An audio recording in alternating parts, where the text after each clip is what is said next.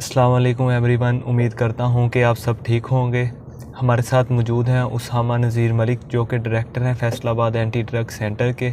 आज हमारा इनसे बहुत ही इम्पोर्टेंट क्वेश्चन है कि कई फैमिलीज़ अपने मरीज़ का इलाज कंप्लीट करवाने के बाद भी मुतमिन नहीं होती कि हमारा मरीज़ दोबारा नशे पे लग जाता है। तो सर, आपके नज़र में ये ख्यालात आए हैं कि मरीज़ के दोबारा नशे में लगने की ज़्यादातर वजूहात या ज़्यादातर मरीज़ नशे में दोबारा वही चीज़ें आने में, क्या आपका इसकी राय है? कोई आप हमसे शेयर करना चाहेंगे? जी, बिस्मिल्लाहिर्रहमानिर्रहीम। असफर भाई, आपने बड़ा अच्छा क्वेश्चन किया है जो फैमिलीज़ के लिए सबसे ज़्यादा इम्पोर्टेंट ये क्वेश्चन है आपका। कि मैंने आज तक जो मेरे हाथ से पेशेंट गुज़रे हैं वो तकरीबन कुछ 10 से 15 हज़ार पेशेंट मेरे हाथ से गुज़र के गए हैं जी। अच्छा, उनको जब हम फॉलो अप करते हैं या फैमिली से कांटेक्ट करते हैं कि आपका पेशेंट कैसा है कैसा नहीं है, तो 98% जो फैमिलीज़ होती है वो हमें रिफ्यूज़ ही करती है कि हमारा बच्चा जो है वो आफ्टर 1 मंथ या आफ्टर 2 मंथ या कुछ ही दिन बाद वो दोबारा रिलैप्स हो गया है। अच्छा, उसकी रीज़न सबसे बड़ी तो वजह ये है कि फैमिली अपना ट्रीटमेंट, वो फैमिली अपने बच्चे का ट्रीटमेंट जो है वो कंप्लीट नहीं करवाती। फ़िज़िकली जो कंडीशन होती है वो पेशेंट की 15 दिन के बाद वो डे बाय डे बेहतर होना शुरू हो जाती है। 1 मंथ के बाद पेशेंट इस हद तक कवर हो जाता है कि कोई आम बंदा ये जज नहीं कर सकता है कि ये बंदा 1 महीना या 2 महीने पहले किसी भी किस्म का कोई ड्रग ले रहा होता है। और फैमिली को भी मतलब यही होता है कि हमारा बच्चा अब फ़िज़िकली तौर पे ठीक हो गया है, तो हम बजाय मज़ीद इस पे पैसे लगाने की बजाय या ट्रीटमेंट करवाने के बजाय हम इसको घर ले जाएं। दूसरे नंबर पे फिर जो पेशेंट होता है वो फैमिली को ऐसी ऐसी कहानियाँ, ऐसी ऐसी बातें ठीक है सुनाता है कि फैमिली वो ख़ुद डबल माइंडेड हो के वो फैमिली को मतलब अपनी फैमिली जो है वो ले जाती है उसे। तो मेरा जो फैमिली के लिए सबसे जो अहम मैसेज है वो ये है कि सबसे पहले जो इंटरनेशनल स्टैंडर्ड्स के अकॉर्डिंग जो एडिक्शन का जो ट्रीटमेंट हमें बताया गया है वो 4 महीने का है। कम से कम फैमिली जो है अपने पेशेंट को 4 महीने तक किसी भी रिहैब सेंटर के अंदर रखे, ठीक है। और सेंटर के साथ हर हफ्ते बाद, ठीक है, सेंटर की टीम के साथ या जो उस पेशेंट का कंसल्टेंट है उसके साथ वो राब्ते में रहें। अपने पेशेंट के हवाले से डिस्कशन फैमिली का करना कंसल्टेंट के साथ बहुत ज़रूरी है।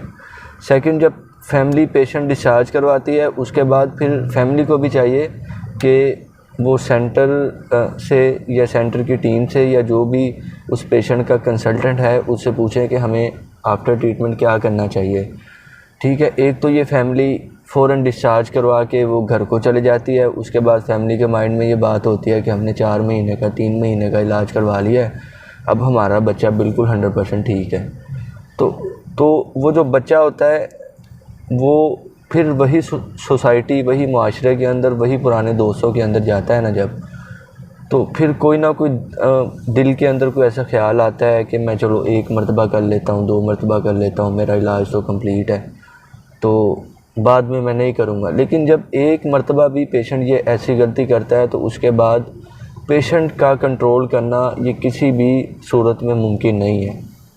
पेशेंट की सबसे बड़ी गलती ये है, और फैमिली की भी सबसे बड़ी गलती ये है कि फैमिली जो है वो पेशेंट को आफ्टर ट्रीटमेंट वाच नहीं करती, उसको सरेआम, ठीक है, बाहर भी छोड़ देती है। फैमिलीज़ ऐसे भी होती हैं, कई फैमिलीज़ के साथ ऐसी टॉक हुई है तो उनसे सुनने को मिला है कि हमने अपने पेशेंट को लेके गए हैं, हमने उसे कहा है कि आप पाउडर यूज़ कर रहे हैं तो पाउडर यूज़ ना करें, हम आपको चरस प्रोवाइड करते हैं, आप चरस यूज़ कर जी जी भाई। लेकिन वो 4 दिन चरस पिएगा तो लेकिन फिर दोबारा आफ्टर वो अपने वही दोबारा उसी रूटीन में उसी नशे पे ही आ जाता है। जी जी, असल में फ़ैमिली को भी सही मालूमात नहीं है ना कि जो बंदा अगर इंजेक्शन का एडिक्ट है वो कभी किसी सूरत भी पाउडर इस्तेमाल नहीं कर सकता, और जो बंदा पाउडर का एडिक्ट है वो किसी भी सूरत भी चरस इस्तेमाल नहीं कर सकता, ना ही वो किसी भी किस्म की ड्रिंक या अल्कोहल वगैरह इस्तेमाल कर सकता है। पेशेंट 1-2 दिन 4 दिन इस्तेमाल करेगा और वापस अपने ही